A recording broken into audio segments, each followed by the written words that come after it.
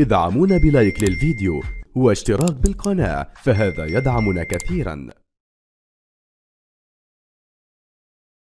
مرحبا بكم معنا في لقاء الكبار، في لقاء العمالقة، اللقاء المنتظر في الجولة الثالثة في مرحلة المجموعات في كأس الملك سلمان بين مدرسة الفن والهندسة والعالمي الزمالك والنصر، في لقاء منتظر هذا المساء.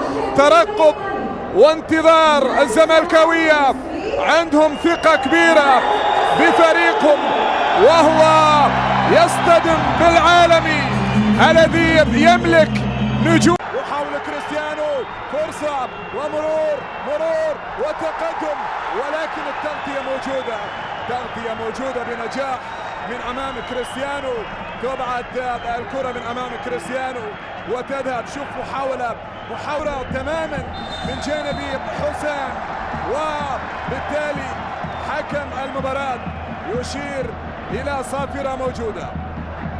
حسام عبد المجيد من مسافة مثالية يتقدم كريستيانو، تصويبه وكان موجود من دون شك لاعب دولي تونسي. وهنا كرة أمامية خطيرة وكرة للزمالك، الله، مرور وهدف أول.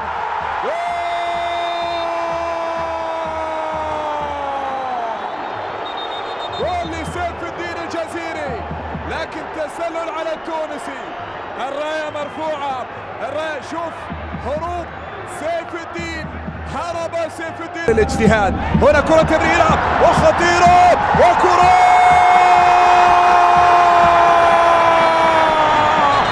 لكن الراية مرفوعة مرة أخرى، الراية مرفوعة مرة أخرى على غريب والتسلل. شوف اللقطة ومن لمسة سلطان الغنام، بينية لكريستيانو، ركب الكرة للبرازيلي والتصويب وكرة خطيرة جدا على مرمى محمد صبحي الموجود في المكان المناسب. شوف اصطدمت الكرة ومرور وشيكو وفرصة زملكاوية خطيرة جدا على المرمى، خطيرة. الزمالك في خطورة كبيرة ومحترف الأيسر تيليس ينقل الكرة إلى الأمام على جهة اليسرى. شوف تيليس عرضية خطيرة وكرة خطيرة جدا، خطيرة. أنا قايل لكم كرات العرضية صعبة وخطيرة. لاعب فنان. شوف العرضية الصح في المكان الصح، لكن لاعب الزمالك يتدخل يبعد الكرة قبل تاليس كنام. الملك فهد بالحوية تلعب كرة عرضية ومحاولة خطيرة وراسية فوفانا. حكم المباراة يشير إلى خطأ. قوة بدنية. هذا عبد الله مادو فرد يفتك الكرة أليكس ويبعد، يلعب كرة تونسي للتونسي، والجزيري يطالب بضربة جزاء الجزيري، لكن حكم المباراة قريب. المونستيري كرة تلعب عرضية ومحاولة الجزيري،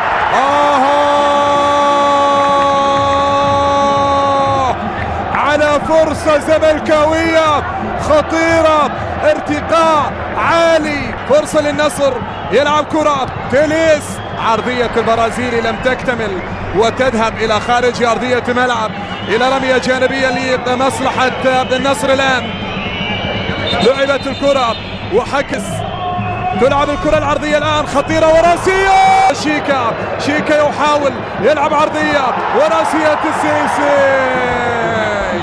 راحت كرة عمرو السيسي. هذا الرد من الزعب وعلى اليسار خطيرة والتصويب وكرة خطيرة جدا لفتوح، اللاعب الدولي المصري فتوح.